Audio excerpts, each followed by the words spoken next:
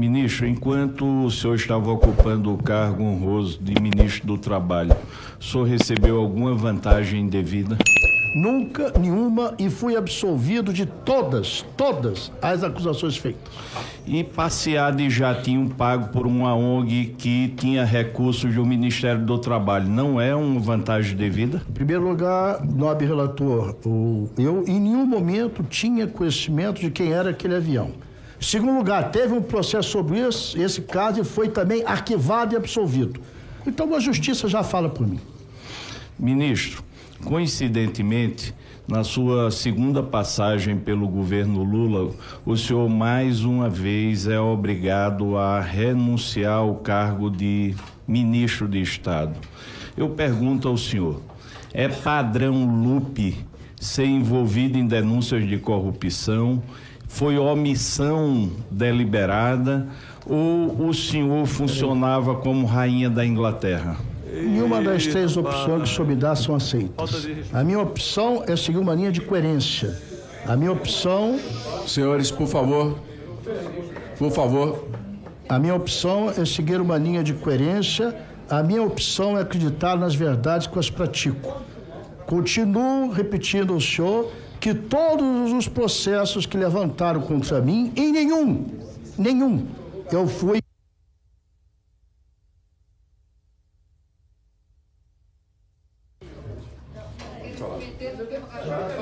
Pela ordem, presidente. Não sei o que foi. Só deixe ele terminar de responder, por favor. Bom, só para fechar, eu não tenho nenhuma acusação sem resposta do Poder Judiciário de absolvição.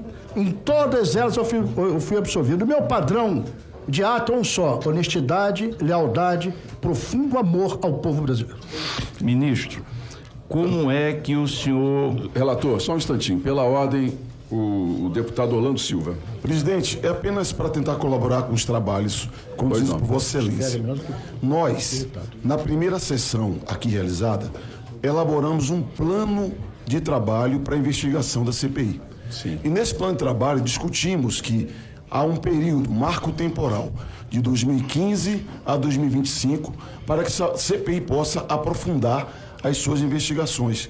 Eu quero que Vossa Excelência considere a hipótese de que o relator se apegue, se vincule ao plano de trabalho, sob pena de dispersar o tempo, energia, já que faz questionamento sobre da década anterior. Então eu queria fazer isso para Vossa Excelência, que eu considero que isso vai permitir que o plano de trabalho aprovado pela comissão possa ser plenamente aplicado. Obrigado. Presidente, eu fui citado, queria falar, presidente. Com a palavra, o relator Alfredo Gaspar. Olha, nós não estamos tratando aqui de uma pessoa investigada, é um depoente. E como é um depoente, eu tenho o direito de saber a vida do depoente. Senhor presidente, pela ordem. Pela ordem, deputado Mário Erige. Eu concordo plenamente que o relator tenha essa prerrogativa de fazer as perguntas, mas ele não tem a prerrogativa de estabelecer preconceitos. Ele não tem a prerrogativa de avançar nas decisões que ele está fazendo. Ele não pode chamar de modus operandi. Isso é uma agressão e uma falta de respeito com o colaborador e com a testemunha. Pela ordem, senador Eduardo Girão. Presidente, rapidamente, lhe cumprimentando pela condução. Obrigado. Firme, serena, como a gente precisa. Aqui nós não estamos Nós podemos ser adversários, jamais inimigos aqui. Agora, o senhor fez um pedido ao advogado que ele só se manifestasse em relação a alguma situação mais específica. Sim. E eu posso estar errado, mas nas duas perguntas eu vi o advogado soprando no ouvido aí do depoente. Então eu gostaria desse alerta para que a gente possa ter um ambiente aqui justo e igual aos demais depoentes. Obrigado. O advogado é figurativo, Senhores, só um instantinho. O advogado pode, durante o depoimento, conversar com ele, não pode ditar as respostas. Mas é papel do advogado, pode dialogar. O trabalho de auxílio à pessoa que está aqui como um testemunho. Dando sequência, deputado Alfredo Gaspar. Ministro, o senhor poderia relatar quem fez o convite ao senhor para ser ministro da Previdência e em que data isso ocorreu? O presidente da República, Luiz Inácio Lula da Silva, na última semana antes do Natal. um pouquinho antes do Natal. Ministro, o senhor poderia dizer se esse convite foi a Carlos Lupe, pessoa física, ou foi ao presidente do PDT? Aos dois, eu não deixo de ser pessoa física sendo presidente do PDT. Isso traria algum tipo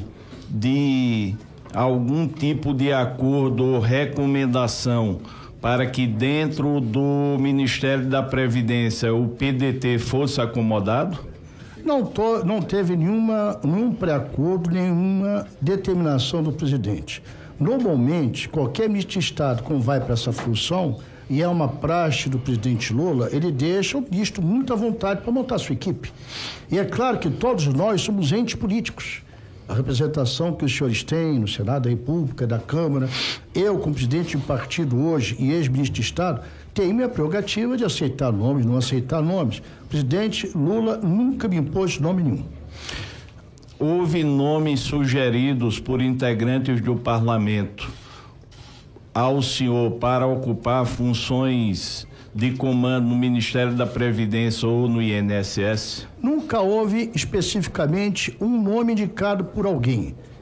Quando a gente começa a ter a nomeação de algumas funções dentro da Previdência Social, a gente tem a avaliação. Primeiro, no meu caso, eu avalio o currículo. Quem é, qual o histórico, o que já fez, se tem experiência. No caso da Previdência Social, 90% das vezes é de pessoas que são quadros de carreira, né? Então, todas as pessoas tiveram alguma injunção política, sempre tem. Dizer que não tem é mentir, eu prometi falar a verdade. Tem injunção política, sim. Tem pessoas que referendam o nome, sim. Mas, normalmente, todas as indicações que fiz foi em cima do currículo que a pessoa tinha de serviço prestado já dentro do INSS. O senhor foi muito feliz na sua fala, nessa promessa de falar a verdade. Como o senhor disse, é um homem público com um longo histórico. E eu gostaria que o senhor esclarecesse quem foi que referendou Adroaldo Portal no Ministério da Previdência. O Adroaldo tinha sido já chefe de gabinete da liderança do PDT na Câmara dos Deputados, chefe de gabinete da liderança do PDT no Senado Federal. Tenho um longo conhecimento dele. Para mim, a minha avaliação dele, que fez um bom serviço à Secretaria do Regime da Previdência Social, RGPS. Mas a pergunta é muito específica. O senhor recorda quem referendou o nome dele ou foi o senhor mesmo quem o indicou e referendou? Eu indiquei referendado por vários parlamentares. O senhor recorda quem referendou? Não foi um só, foram vários. Então eu não tenho capacidade de lembrar quantos foram e quais foram vários. Do mesmo partido político? Sim, ou de outros partidos políticos? Do meu partido político, do PDT. Tá. O senhor sabe que Adroaldo Portal recebeu careca do INSS no Ministério da Previdência Social? Não, nunca tive essa informação. Nunca leu sequer essa reportagem? Depois do fato ocorrido, a matéria publicada em jornal eu li. Mas se o senhor está se reportando como ministro de Estado à época, não. O senhor conversou com o seu Adroaldo Portal sobre esse encontro que ele teve com o senhor Antônio Carlos Camilo, careca do INSS? Não, porque esse fato só ocorreu depois do final da minha saída do Ministério. Stefanuto, presidente do INSS, foi indicado pelo senhor com referendo de alguém ou o senhor assumiu inteira responsabilidade por essa indicação? Me permita só dar uma referência aqui. Todas as indicações de todas as pessoas que foram para direções de INSS, à minha época, foram de nomes que já tinham feito parte do governo de transição. Quando de um governo para o outro, você monta equipes que fazem diálogos para saber o que está acontecendo naquele órgão e daquele órgão começar já com alguma bagagem de conhecimento o que vai fazer. O Stefanuto, com vários outros diretores, eram dessa equipe. Ele tinha sido procurador-geral do INSS. Ele era procurador-geral da República. É um homem com currículo muito respeitado em todos os setores. E escolhi por causa desse currículo. Stefanuto deixou a presidência do INSS motivado por quê? Olha, até agora eu não tenho o final da apuração. Quem o tirou? Foi o presidente Lula? Foi o presidente da República. Foi o presidente da República? Foi o presidente da República. Benedito Brunca, é? É, Brunca. Brunca. Quem levou Benedito Brunca para o Ministério? O senhor Benedito Brunca tem mais ou menos uns 30 anos, se não me falha a memória, é o decano dentro do Ministério da Previdência Social. Ele já ocupou todas as funções imagináveis dentro da Previdência.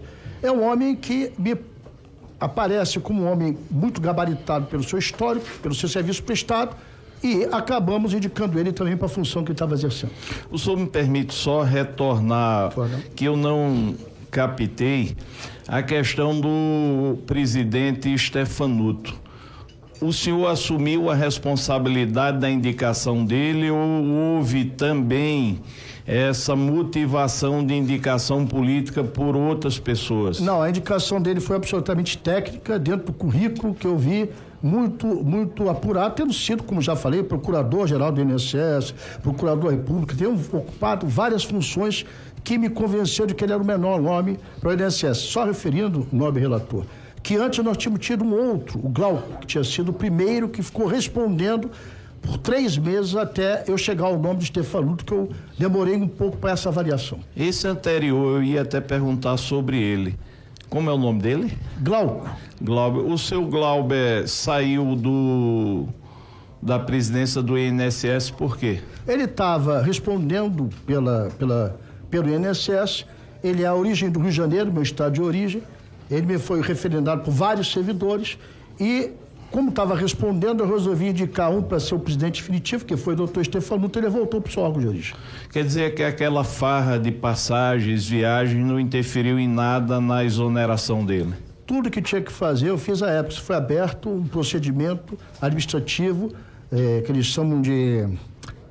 É um procedimento investigativo administrativo que se faz dentro da gestão pública. Mas a pergunta... Foi feito, ministro, e eu não sei qual é a resposta ainda que eu não tive. A pergunta é se o escândalo que foi tornado público teve alguma influência na exoneração dele. Não, o escândalo foi depois da abertura do inquérito. Ele já tinha saído quando aconteceu o escândalo. Senhor ministro, o senhor citou aí que por 2 oportunidades ocupou o cargo de ministro de Estado. O senhor poderia me citar quais foram essas 2 oportunidades e em quais governos? É resposta imediata? Se o senhor puder... Posso, claro. Tá. Eu fui ministro do Trabalho do governo do presidente Lula de 2007 a 2010, depois mais um ano com a presidenta Dilma e agora o Ministério da Previdência Social. Ministro, qual foi o motivo da sua saída do Ministério do Trabalho? Não quero ferir as regras, né? Então, vou lhe orientar. O relator tem o tempo necessário que entender. O senhor vai respondendo à medida que ele for fazendo as perguntas. Farei. Posteriormente, com os parlamentares que estão aqui no plenário, serão 10 minutos para cada um entre perguntas e respostas. Aí eu falo depois deles. Exatamente. Tá. Então, o senhor relator, à época, teve uma série de denúncias contra, eu era Ministério do Trabalho, por causa de 2 programas mais importantes. O Jovem Aprendiz, que nós desenvolvemos em todo o Brasil, e o de qualificação profissional. Eu nunca fui ordenador de despesa em nenhum dos 2, porque o ministro de Estado não é ordenador de despesa. No momento é designado a Secretaria das Políticas Públicas de Emprego, SPPE, na época do Ministério do Trabalho, que era ordenador de despesa. Quero dizer ao senhor que não tive nenhum processo contra mim, 0 processos, 0 acusações e 0 condenações. Mas como aconteceu agora, eu me senti sem condições de enfrentar uma campanha que foi feita para me tirar do Ministério. Repito, e eu tenho as minhas certidões negativas, também ao final vou colocar à disposição dos senhores.